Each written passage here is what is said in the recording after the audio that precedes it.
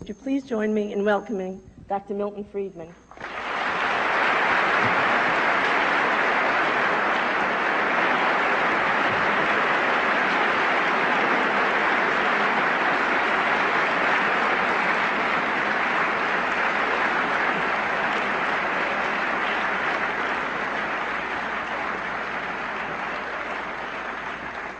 Thank you, ladies and gentlemen. I'm glad to be here tonight. I must say I am strongly tempted, after the title, What's Wrong with the Welfare State with a question mark, to say nothing and turn around and walk off the stage. That would make it easier on all of us. But I learned long ago that it was good policy to be honest.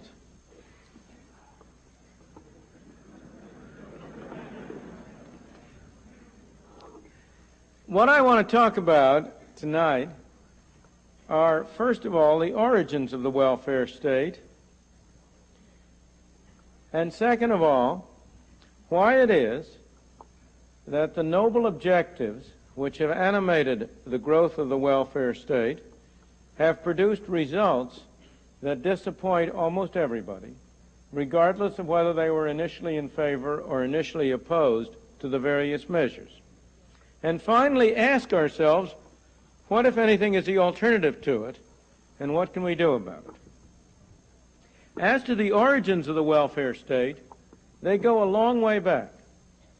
There was a book which was published quite a long time ago by a man by the name of Cecil Driver called Tory Radicals. And it referred to a group of people in Great Britain in the early part of the 19th century, 150 and more years ago.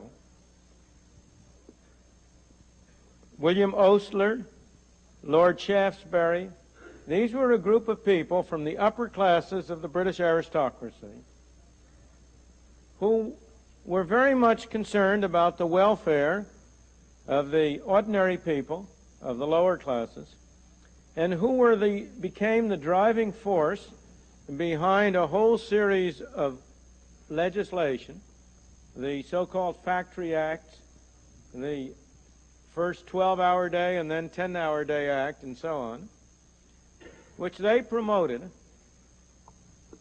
from a point of view of noblesse oblige. Their whole attitude was, after all, some people know better than other people what's good for people. We are among the elite. We know what's good for the ordinary man.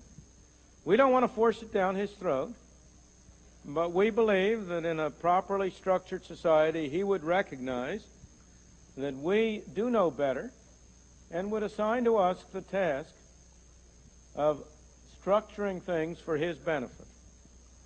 That was a notion which the Tory radicals had at that time. And it is in many ways the basic motivating force on a moral and ethical level behind the movement for the welfare state. The closest modern descendant of that movement is John Kenneth Galbraith, who is also a Tory radical today. He and those who share his views, again, believe themselves to be an elite who know what is good for the ordinary man, who again do not wish to impose their views on the ordinary man, but who believe that the ordinary men too ought to recognize the superiority of the elite and assign to them the task of choosing what goods they consume, what products are available, and so on. The fundamental driving force is paternalism. It's an attempt to do good for other people. Now, interestingly enough, the other source of the modern welfare state comes from a very different yet not wholly unrelated tradition. It comes from Bismarck's Germany. Bismarck's Germany, as it was established in the late 19th century, was a centralized bureaucratic state, and it was the first modern state which introduced on a fairly large scale the kind of welfare measures that have become common in most societies in the modern day. The movement toward a welfare state in its modern form dates in Great Britain back to the early decades of the 20th century. It was already before World War I that in small measures Britain started down the path of introducing governmental provision for one contingency after another. What ultimately came to be known as cradle to the grave had its start in the early 1900s, in the main with measures for governmental provision for the old and for the mentally deficient. It was followed by Sweden in the 1920s and 30s. Many of you will have remembered a very famous book called The Middle Way, which told about how Sweden was establishing a new, different means. The welfare state came to the United States relatively late. It came to the United States really in any significant form only in the 1930s after the Great Depression and the beginning of the New Deal. Now, the interesting thing is that in every case, the welfare states are in trouble. The United Kingdom has obviously been having great difficulties, social, economic, political. For a while, everybody was saying, but there's Sweden. But now Sweden is in trouble. It is having great difficulties. Its government has changed form, which is a minor matter because the substance hasn't changed, but it has having a good deal of discontent and a great deal of economic difficulty. Denmark is in trouble. The United States, as we have moved farther and farther down the road, we have had more and more dissatisfaction with what has occurred. In the case of the United Kingdom, it is tempting to attribute the problems of the United Kingdom, and many British have done so, to the consequences of World War I and World War II. To say that World War I decimated a whole of a young generation that would have provided the leadership for Britain. And World War II destroyed its economic capacity. And yet, in a great book that was first published in 1899 and of which a revised edition was published in 1913, A.V. Dicey, a famous constitutional lawyer, outlined what was going to happen in Britain in coming decades. In the 1913 edition of his The Relation Between Law and Public Opinion in the 19th Century, Dicey already saw what was going to happen from the developments that were going on. He dated the turn in Britain back in the 1880s and 1890s, the turn from individualism to collectivism. And he discussed what were going to be the far-reaching consequences of the changed role that was being assigned to the state vis-a-vis the individual. And if you read that preface, that 1913 preface, there is nothing that has happened from that day to this that was not pretty clearly foreshadowed, so that it wasn't the war. In any event, Sweden is decisive evidence, because if it was the war that caused the problems in the UK, Sweden stayed out of both wars and indeed profited enormously on an economic level from them, and you certainly cannot blame the problems that have been arising in Sweden on the war. The thing about the welfare state is that when you start on this route, everything goes fine. To begin with, you are imposing taxes on 90% of the people, small taxes, and are able to give considerable benefits to 10% of the people. But the problem is that as time goes on, more and more people come in and either express a desire or are given a chance at a part of the proceeds. So you gradually get to the position where 50% of the people are providing benefits to other 50% of the people, and then you ultimately get to the position where 100% of the people are paying taxes in order to provide benefits to 100% of the people. And you are then in that situation, which Frederick Bastiat described so well 150 years ago, when he said that government is that fiction whereby everybody believes he can live at the expense of everybody else. The question remains, however, what goes wrong? Why is it that such noble objectives lead to such disappointing results?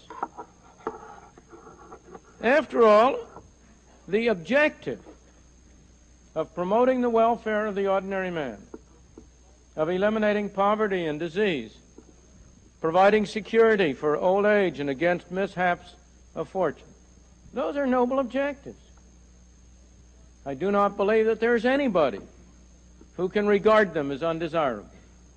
Why is it that the attempt to effectuate such noble objectives by using the machinery of government tends to produce results which are so disappointing? In my opinion, the fundamental answer is very simple. Using government to achieve these objectives means trying to do good with someone else's money. And when you try to do good with someone else's money, there are two basic flaws in the process. The first of those is that nobody spends somebody else's money as carefully as he spends his own. And therefore you are going to have waste and ultimately fiscal catastrophe. But the second is that you cannot do good with someone else's money unless you first take it away from them. And therefore, force, coercion, sending a policeman around to pick somebody else's pocket is at the very heart of the welfare state. And the situation becomes one in which bad means corrupt the good intentions. It's when you try to use bad means to achieve good objectives, the end result is likely to be that the badness of means will triumph over the goodness of the objectives. New York City provides a perfect illustration of this point. There is no city in the country that is more welfare state oriented. There is no city in the country, and few in the world, that have so long a list of programs allegedly designed to benefit those in a state of difficulty. Some 5 or 10 years ago, John Kenneth Galbraith, whom I mentioned before, wrote an article about the problems in New York, in the course of which he said that there was no problem New York had which could not be solved by having the government spend more money on it. Since he wrote, the budget of New York has roughly quadrupled, and the problems of which he spoke have gotten worse rather than better. Why? Well, in the first place, if the government spends money on it, somebody else has less money to spend. The government has been spending more money on these problems, but more money has not been spent on these problems. Because the government can get money to spend only by taking it away from somebody else. And since no one spends somebody else's money as carefully as he spends his own, it's not surprising that money spent by governmental officials has produced less satisfactory, less efficient results than if people have been spending their own money. It so happens, of course, that New York has been, from this point of view, fortunate in not having one of those printing presses on which you can turn out green pieces of paper. So that unlike Great Britain, unlike Sweden, and unlike the United States as a whole, the fiscal problems of New York could not be concealed by inflation, by printing money and trying to acquire resources for a time with inflation. In the case of the United Kingdom, that has proved a very fruitful resource and it has enabled Britain to postpone the evil day. But New York, fortunately, had no such recourse, which is why the results showed up more clearly and more sharply. In lieu of a printing press, all New York had were some senators and congressmen to go down to Washington. But given the great burst of sympathy for New York from the rest of the country, those missions to Washington were not uniformly successful. And the result is that on a fiscal level, New York is bankrupt. Whether it calls itself bankrupt or not is largely irrelevant. The fact remains that it is. It is bankrupt, not in spite of, but because of the attempt to do good with other people's money. That's the one of the consequences, a necessary consequence of the welfare state approach. But a second consequence is a loss of freedom. If you use force to effectuate objects, good or bad, there is going to be a loss of freedom. And New York has lost freedom, and New Yorkers have lost freedom in a double sense. The city of New York has lost freedom. The citizens of New York have lost freedom. They may elect a mayor, but he's a figurehead. The actual power in running New York is now in the hands of a commission appointed by the state of New York to supervise the bankrupt city of New York. And the mayor and the elected officials have very little power to do anything. So you have lost freedom in that sense. But the individuals have lost freedom in a more important sense. That the citizens of New York, over that considerable part of their income which is being spent for them by governmental officials, no longer have freedom to dispose of. As individuals, they do not have freedom in the housing area to enter into contracts with their neighbors. Here again, A.V. Dicey, in that preface I referred to before, was enormously prescient and farsighted. And I want to quote for you from his preface. He was talking about a measure to provide for mentally deficient people. State insane asylums, if you want to call them that, or the equivalent. And he wrote, "The Mental Deficiency Act is the first step along a path on which no sane man can decline to enter, but which, if too far pursued, will bring statesmen across difficulties hard to meet without considerable interference with individual liberty." If too far pursued, will bring statesmen across difficulties hard to meet without considerable interference with individual liberty. You are all aware of how depressingly true those words have become in the case of Russia. He talked about mental deficiency acts.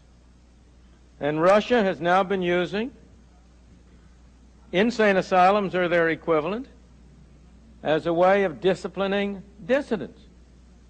Anybody who is a dissident is obviously suffering from a disease of being antisocial, and he must be cured by being placed in a hospital where he can get appropriate shock and other treatment from so-called psychiatrists.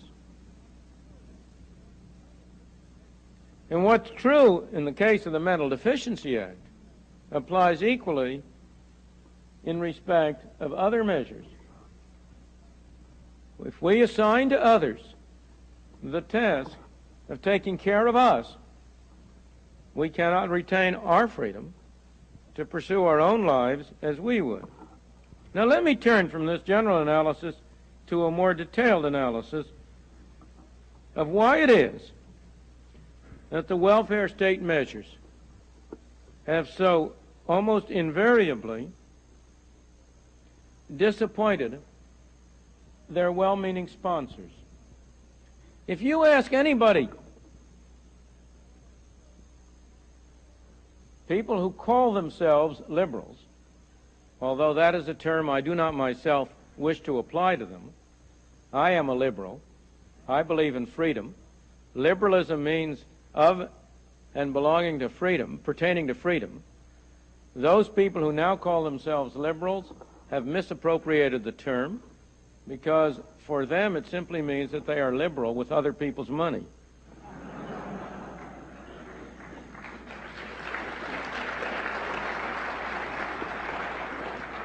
But suppose you ask one of those people who styles himself a modern liberal, what do you think about public housing? Do you think that was a good program?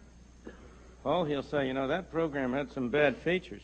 You know, we had those wonderful houses in St. Louis, the Pruitt-Igoe houses. We had to blow them up. We have, in the course of public housing, torn down more dwelling units than we have put up. In every city and state of the country, public housing units have become a source of crime and indigence. They have done harm. I remember very, very well a personal episode along these lines when quite some years ago, I was in Los Angeles, not long after the Watts riots. And I went down to, I had a guided tour through the Watts area of Los Angeles. And the man who was guiding me was a wonderful fellow who was in charge of a project sponsored by a trade union for self-help for the people in Watts. And I said to him, well, there are some houses over there. They look pretty good, those dwelling units, those apartments. And he said to me, that's the worst thing that ever happened to Watts, he said. Those are public housing. And then he went on. And he said, do you suppose it really helps the youngsters in Watts to segregate all those who are poor in one place, to take all the divided families? Because after all, a large fraction of the poor come from those in which the family is broken up. So you have all the children with only one parent, and their parents all put together in the one building, and they have only one another to work with. That's terrible. We need to have a very different kind of a setup. Well, what he said is right. Wherever it's been used, public housing has been a disaster. But if you ask the proponents of it, people who have been proponents of it in the past, they will agree. But then they will say, but that's because we didn't do it right. We ought to spend more money on it. We ought to have scattered public housing instead of concentrated. Or we ought to have this, that, or the other thing. And over again, you will find that the reaction is, what we've done in the past has not worked, but that's because we haven't done it right. We ought to spend more money on it. I can understand that attitude in the 1930s, the 1940s, when we were starting in this country on the road, and when we had not sufficiently absorbed the experience of other countries. But it is much harder to understand in the 1970s, when we now have 40 years of experience behind us, and we have seen exactly the same thing happen in area after area after area. Doesn't the time come when we have to say, it's not the particular program, it's the system that's wrong? Well, why is the system wrong? Fundamentally, it's because the laws of the market work as well in the political arena as they work in the economic arena. We have, all of us, had a tendency to look at economic organization and political organization in very different ways. When we come to the economy, as economists, political scientists, and whatnot, we say, well, it has laws of its own. We ask, if you change this, what will happen? And we say, of course, we will treat people in the market as pursuing their own interest. The worker will try to get the highest wage. The consumer will try to get the lowest price. The employer will try to get the best deal. The producer will try to make the most profit. But then when we come to the political arena, we tend to look at it a little differently. We tend to say, well, now let's figure out what would be the right thing to do from the social point of view. Let's persuade our fellows to vote for it, and once we've voted for it, we'll have the results we want. But surely, we have to look at it from a different point of view. We have to say that people who are in the political arena are also people. They are also trying to do what's best for themselves. The politicians are in business. They are trying to maximize the number of votes they get, or maybe not the number of votes, but they're trying to act in such a way as to get enough votes to get elected. The bureaucrats, I don't mean that in any invidious way. I'll come and become more invidious about them later, but at the moment I don't want to start that way. You or I as a bureaucrat, if we're in that position, we're going to pursue our own interests. Now, in saying that we pursue our own interests, they don't have to be narrow interests. The great martyrs in the world have pursued their own interests as they have seen it. But everybody is going to pursue his own interest. As a great friend of mine, an economist at UCLA, Army Alchin, always says, there's one thing you can depend on everybody else to do. You can absolutely depend on him. You can always depend on him to put his interest ahead of yours. So, if we're going to analyze the political arena, we have to look at that as a different kind of a market in which there is also competition. If the government is going to distribute $1 million for whatever program, no matter how, it will pay people to spend up to $100 million to get it to go to them instead of somebody else. If goodies are going to be distributed, well, then you better go out and try to get your share of the goodies. If you have a perfectly operating market, if you have what we economists call equilibrium, you will end up just as equilibrium in the economic market leads to zero profits, so equilibrium in the political market leads to no net gain to anybody. Because you're going to distribute $1 million, people spend $1 million to get it, you're back where you started from. This is not a fanciful view. Let me give you a couple of very simple examples which aren't strictly in the welfare state area, but in which the same principle applies. Consider the issuance of TV and radio licenses. If you can manage to get the FCC to grant you a license for a TV station, under the law you will pay nothing for it directly to the FCC. That license will immediately be worth a considerable number of millions of dollars. We could name some fortunes in this country that have derived from that, and some of the names would even be known to you. Now, given that that's the process, it pays you. If you're interested in getting it to one of these free grants, so-called free grant, it pays you to devote a lot of effort and energy and money to making sure you get it instead of somebody else. And so you will go in for a big publicity campaign. You will wine and dine the appropriate legislators. You will see if there is some way in which you can indirectly get influence on the commissioners. You may put on a big program of getting public opinion polls, of developing a fancy package, and so on. You can see what happens. You spend money. And not only you spend money, there's only one of these going to be distributed, but it'll pay 10, 100 people to spend some money in order to try to get it. And on the average, it will pay the whole of them to spend as much money in total as the value of the TV license once distributed. Nobody has any net benefit, no benefit from that program. You take the case of urban renewal legislation. If you have urban renewal, first of all, it will pay you to try to influence and spend money on influencing the legislature to have the particular area where you've got some property you'd like to get rid of included in the urban renewal area. And I may say, in this game, there are universities, some of which I have been associated with, which have not been innocent of playing this game. Once the urban renewal legislation is passed, it will pay you to bid among one another to get the property which is going to be taken over.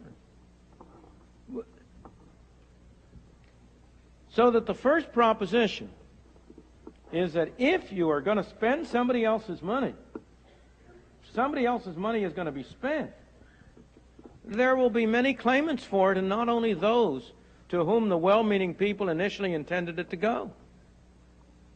In the second place, in this competitive game, who are the most efficient competitors? Is it the poor suckers at the bottom who haven't got any money? There may be no direct and close relationship between ability to compete in the political arena and ability to compete in the economic arena, but they're not wholly unrelated. Those people who have not had the qualities which enable them to succeed in the economic arena are not likely to have the qualities that will enable them to succeed in the political arena. There has been the great fear over the centuries of democracy on the ground that the have-nots would get together against the haves, that the bottom 51% would get together in a majority rule and despoil the top 49%. That fear has proved unjustified, and for very good reason. It's not a sensible coalition. If you're organizing an electoral coalition, that's a silly way to organize it. What you want to do is you want to leave out the top 5%, because the money you can take from them is more important than the votes they can provide. You want to leave out the bottom 44%, because, first of all, they're likely to be more easily duped with respect to providing them with your votes, but they aren't likely to be very efficient, good competitors. And then you form a coalition of the 51% in between and benefit that 51% at the expense of the people at the very top and of the people at the very bottom. A colleague of mine, George Stigler, in writing an article on this subject, called this proposition director's law, after another associate or relative of mine, my brother-in-law, Aaron Director, who first developed this idea that this was what you would expect to happen. Now, that's an oversimplified picture, because, of course, the 51% doesn't become a single coalition in the middle. It's made up of lots of little minorities. We talk about being guided by majority rule, but we're not. And yet we are. We are controlled, we are run in a political system, you are run by a majority, which is composed of a coalition of minorities. You get 5% who feel very strongly on one issue and are willing to give up their vote on that issue, forget about everything else. You get another 5%, and if you want to get elected to office, if any of you in this room have political ambitions, the way to get elected to office is to figure out how you can construct a coalition of enough 5% so you get 51%.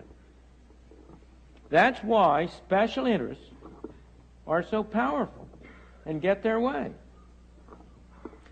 Of course, over and beyond the concentrated minorities who will get their way in the political process, you have another group that develops as the welfare state grows, that becomes increasingly important. And these are the government officials, elected and unelected. This applies to the welfare measures, but of course it applies to many other issues. You now have, for example, a newly established Department of Energy, which has 19,000 employees, which has contracts with contractors who employ another 100,000 people. So you now have 119,000 people who are being paid to devote a large part of their energy to getting government more and more deeply involved in the problem of production, distribution, and consumption of energy. But the same thing is true in the welfare area.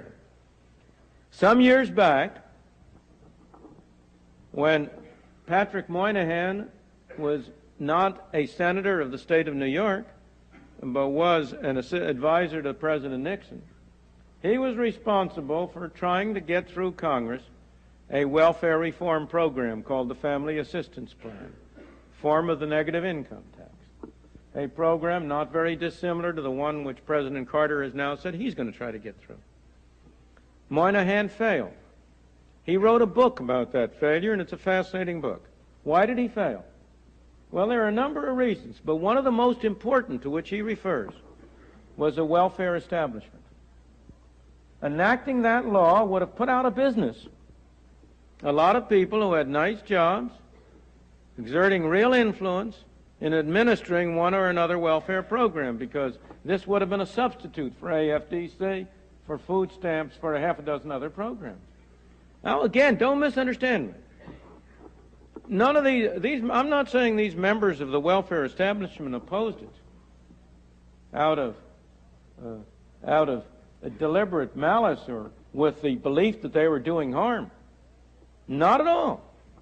But everybody is perfectly capable of persuading himself that what's in his interest is in the nation's interest. And the bureaucrats, here I am, I'm running a bureau. We're doing good work. We're doing important things. You mean to say you're going to put me out of business? That's not the way to improve the national welfare. And so you get a concentrated group of governmental bureaucrats who make it more and more difficult to follow policies which are in the general interest if they tend to conflict with their own bureaucratic interest. Let me go from this general level of analysis and get down to specific cases. Let me first give you some numbers to show you that I'm not making up the problem I'm talking about. We have had an enormous number of welfare measures passed over the past 50 years in the name of helping the poor. The total expenditures on all these programs, the total expenditures by the federal, the state, and the local governments, excluding private expenditures, excluding private charity and the rest, total governmental expenditures amount today to 1/7 of the national income. The government, to put this in terms that are more meaningful, the government publishes figures on the number of people who are regarded as being in poverty. Now, I warn you, that's a wholly arbitrary number. These levels that divide people between the not poor and the poor are arbitrary, but take them for what they are. The government estimates something like 12% of the people are in what they call low-income status or are poverty. Suppose I divide the total amount of money spent on these programs by the number of people labeled poor.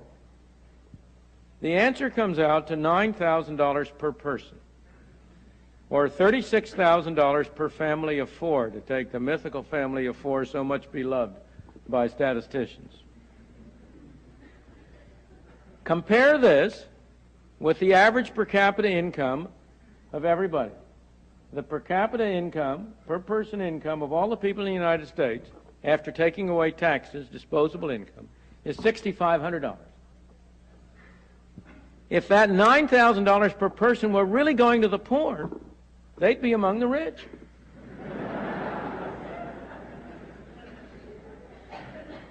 That income given to them would put them in the top 20% of the income distribution. But of course it isn't going to the poor. It's going to you and me. It's going to the governmental officials. It's going to the various programs that are enacted in the name of helping the poor, but end up helping you and me. Let me get closer to home and go away from these numbers. Consider one of the major programs, which in a way is not really a social welfare program, but yet it illustrates the general point so beautifully that I can't resist referring to it. And moreover, it applies to you and me. I have in mind governmental expenditures in higher education. Now, Rochester, being a private institution like the University of Chicago, is less guilty than most others. The worst cases are the state universities. But we, all of us, have our hands in the federal pot, and if not in the federal pot, in the state pot. But consider the situation of higher education. You have a great deal of tax money being spent on higher education. Who benefits? Primarily the people who go to the institutions of higher education, the students. Where do they come from? They come disproportionately from the upper income classes. Even those of them who come from the lower income classes, as I myself did, are going to be converted by their college education in large part and by their own qualities into people in the upper income class. Those individuals from low income families who have the ability and the energy and the drive to go to college are the richer ones of the low income class. They are the ones who have personal wealth, personal qualities. In any event, the facts are clear. Graduates of college are on the average a very much higher income class than people who don't go to college. So what do? We impose taxes on everybody, including those who don't go to college, in order to subsidize the people who do go to college. As I say, when I want to be demagogic, we impose taxes on the people in Watts to send the children from Beverly Hills to college. That's a literally exact statement. There's no, it's put demagogically, but the facts are literal. A study in the state of California some years back showed that 50% of the students at the state universities of higher education came from the top 25% of the income scale, and 5% came from the bottom 25%. What's true there is true everywhere. There is no social program in this country, in my opinion, which is so clearly a case of imposing taxes on low-income groups to benefit high-income groups as government subsidies to higher education. Clearly a case of this middle coalition taxing the poor and the very rich to benefit themselves. Now that case is dramatic and shows these forces at work, and it also shows how hard it is to do anything about it. How many people in this room, how many of my colleagues at the various universities I've been, or your fellow students, are going to go out tomorrow and campaign for cutting down government expenditures on higher education? How often do you hear people in colleges, universities, or graduates of college and universities who will scream their head off about how we must have equality and down with regressive taxes, and we have to tax the rich and help the poor? How many of them have you heard denounce this utterly unconscionable program of imposing taxes on the poor to send people who are going to be well-to-do to college? Why not? Because we know that what's good for us is good for the country. I think it's a good thing that everybody should have an opportunity to go to college, if he has the will, the capacity to do so, provided he's willing to pay for it himself. If he can't do it in advance, fine, let's set up mechanisms whereby we can finance him through college in return for a commitment on his part to pay it back later. And we can go into details about the form and so on. I'm just trying to get at the principle of the thing. Let me give you some other examples. A major one of these programs, the most expensive, is Social Security. Now, Social Security is a case, as you may know, and it's one of the most extreme cases of misleading advertising that I know of. It's not social, and it's not security. What it is a combination of a bad tax and a bad relief program, a bad distributive program. It is sold as if individuals who pay Social Security taxes are paying for their own benefits that they're going to get later on. That's the language in which the Social Security Administration sells it. That's extremely misleading. What's happening is that people today are paying taxes on their wages. People today are receiving payments from the government. The relation between the taxes Mr. X pays and the benefits to which he is entitled is very, very slight. There is a tiny bit of a relationship to maintain this fiction. But on the whole, there's very little relationship. Two people who pay the same amount of money in through their lives may get very different benefits. But let's leave that aside. I want to go to the point I'm talking about the tendency for us, and for those of us in the middle class, to impose programs that benefit us at the expense of people below us. Social Security does involve a very large transfer from the young to the old. That is, today's young pay taxes, which go to pay benefits to the old. But over and above that, it involves a very substantial transfer from low-income groups to middle-income groups. How come? Well, consider, at what age does a young man or young woman from the lower income groups go to work? 16, 17, 18. He or she will start to pay Social Security taxes at that time. At what time do we go to work, or do our children go to work? You and they stay protected in schools, stay at college. They generally start to work at 24 or 25 maybe, and then they start to pay taxes. If you do a little actuarial calculation, as nowadays you can all do on one of those handy Hewlett-Packard calculators, you will discover that the effect of this is to make the total payments of those who start early about a third higher in actuarial value than the payments of those who start later. But that's only half the story. Have you ever looked at the statistics of average length of life? Who do you suppose has a longer expected length of life, those in the lower income groups or those in the higher income groups?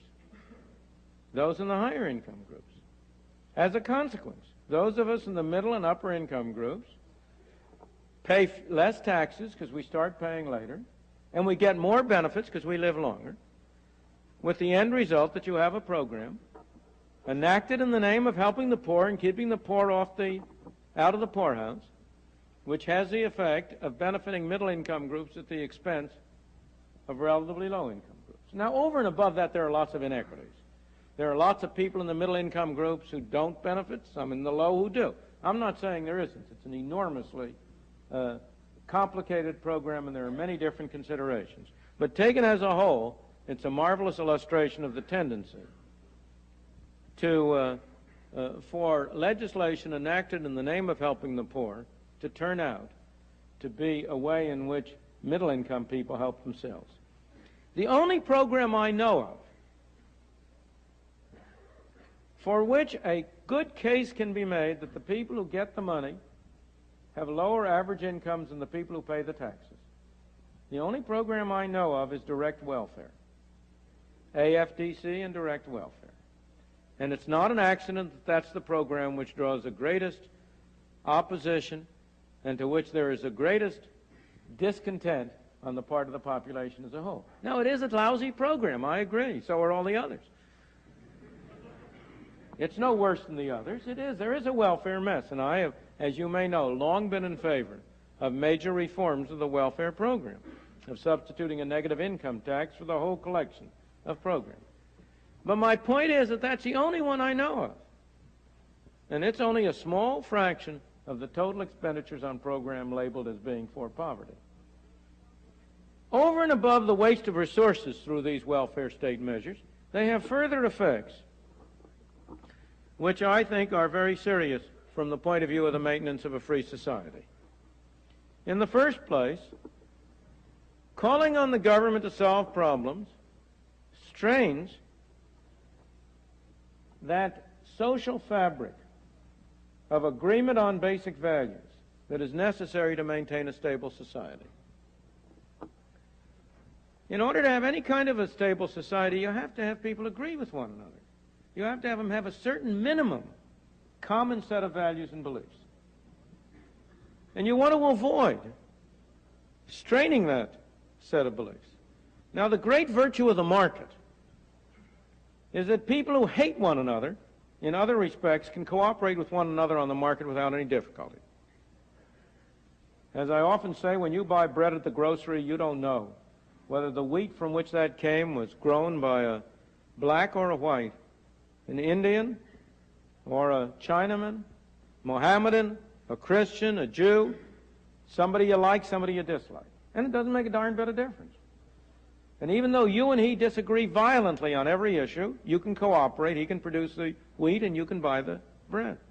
That's the great virtue of the market, that it permits cooperation without conformity, without people having to agree with one another. Political mechanisms have the opposite arrangement. You have to enforce conformity on people. You have to decide on the standards. You have to decide on who is going to pay, who is going to get. And when 51% of the people say one thing and 49% say the other, 100% do what the 51% say. As a result, the more you have to use political mechanisms, the more you tend to strain the social fabric. And this has shown up very drastically.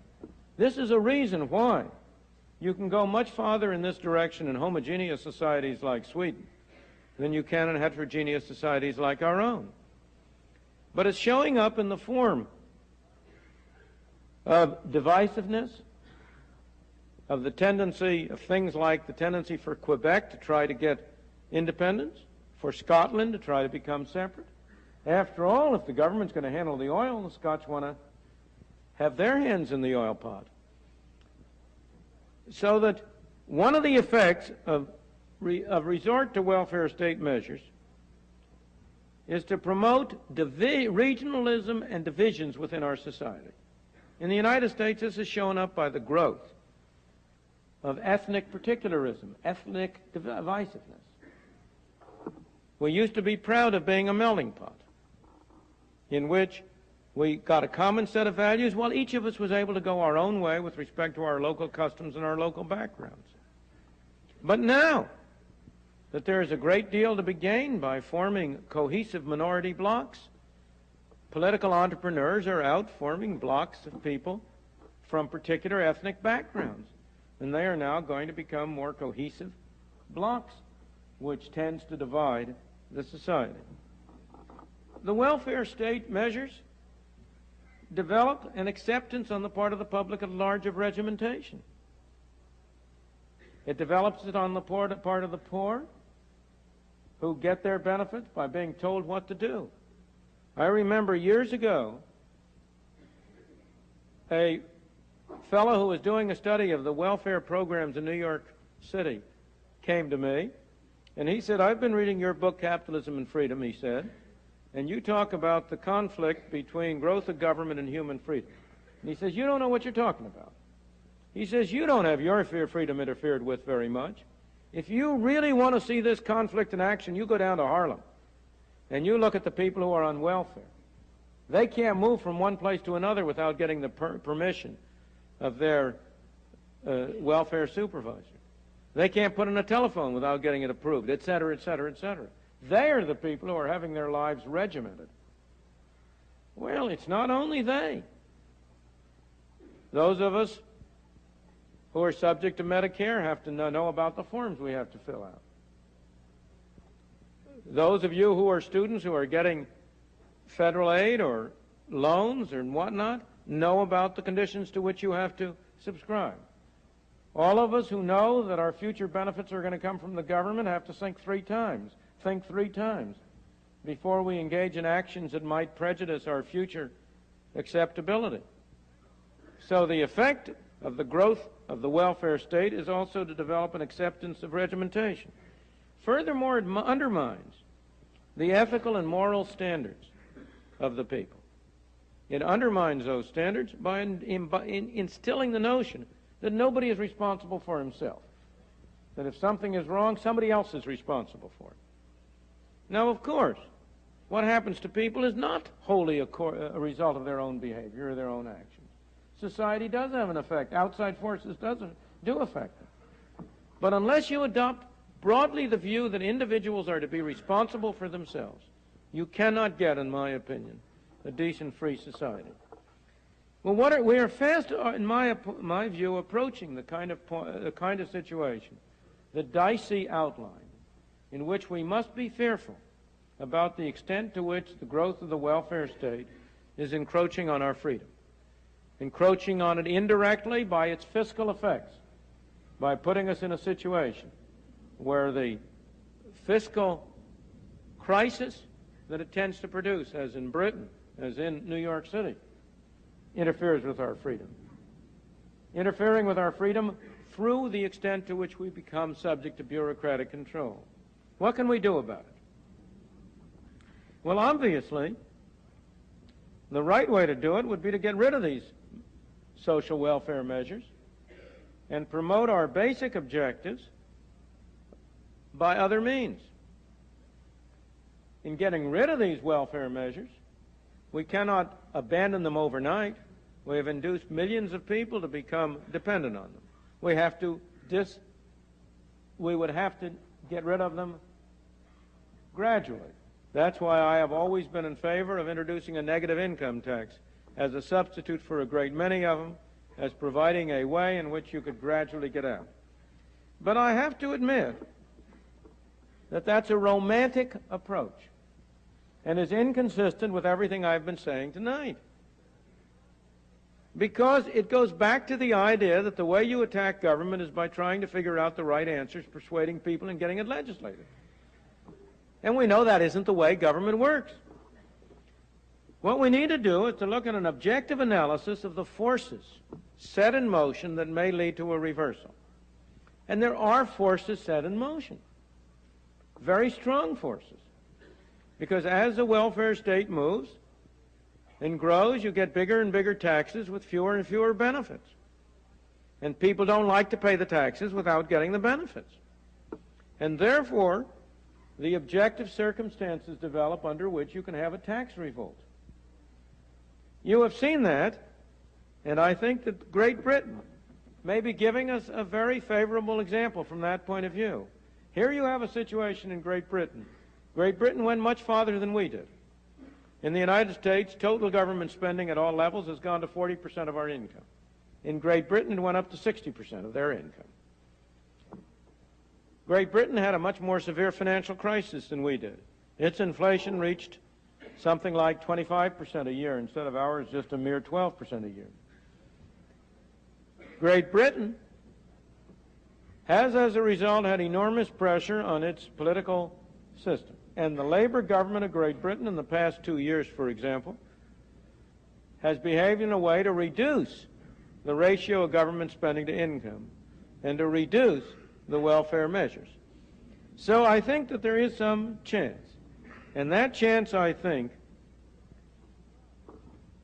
derives from the impact of two things: the inefficiency of government, which causes discontent with government policies, and the burden of taxes, which cause a tax revolt.